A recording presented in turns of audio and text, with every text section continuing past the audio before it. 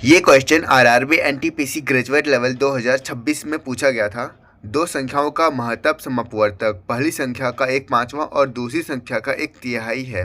HCF दो अंकों की अभाज्य संख्या है, पहली संख्या के 3 गुने और दूसरी संख्या के 5 गुना का एचसीएफ एक संख्या है। और उस संख्या के बारे में यहाँ पूछा गया कि वो किसका गुणनफल है, उसका स्टेटमेंट दिया हुआ है। तो इसको सबसे पहले समझो कि यहाँ पर दिया हुआ दो संख्या है, उसको संख्या को मान लेंगे x और दूसरी संख्या को मान लेंगे y। अब इनका जो एचसीएफ है, कुछ एचसीएफ निकाला गया है, ठीक है। एचसीएफ को हम एच लिख दे रहे हैं शॉर्ट में। तो उस एचसीएफ के बारे में पहले हम क्या क्या बोल रहा है उसके बारे में हम इक्वेशन बना लेते हैं, ठीक है। छोटा सा इक्वेशन बनेगा, कोई दिक्कत नहीं है, समझ में आ जाएगा आपको। तो वो जो एचसीएफ होगा वो होगा पहली संख्या x जो था, हमने दो संख्या मानी थी x और y मानी थी, तो पहली संख्या x का 1/5वां होगा, ठीक है। 1/5वां होगा, यानी कि वो जो x संख्या होगा वो क्या होगी, अगर ये 5 जो है वो इधर जाएगी तो कितना हो जाएगा, तो 5h हो जाएगा ना।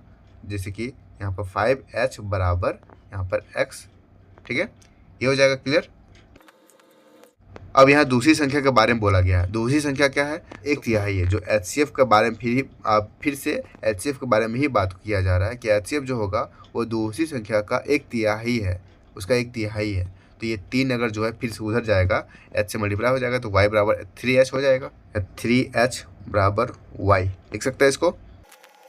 अब हमें देखो यहाँ पर हमें मिल चुका है, पहली संख्या क्या है मेरा 5h और दूसरी संख्या क्या है 3h। संख्या हमें पता चल चुका है।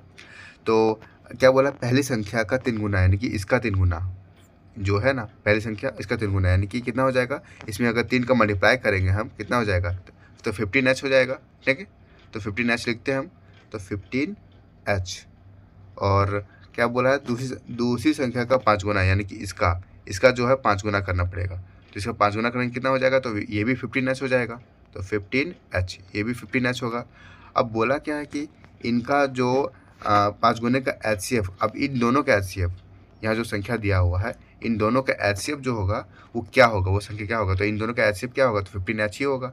इनका एचसीएफ अगर निकालेंगे एचसीएफ तो 15h ही इसका एचसीएफ आएगा। तो ये एचसीएफ जो है वो क्या है, तो देखो ये एचसीएफ जो 15h बना हुआ है ये किन संख्याओं से मिलकर बना है।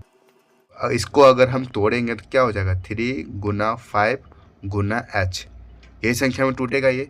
तो ये क्या है, ये अभाज्य संख्या है, ये भी अभाज्य संख्या है और h भी अभाज्य संख्या है, क्योंकि यहाँ स्टेटमेंट बोला गया है कि ये अभाज्य संख्या है। एचसीएफ जो है अभाज्य संख्या से बना है, तो इसलिए ये भी अभाज्य संख्या होगा, यानी कि h भी अभाज्य संख्या होगा।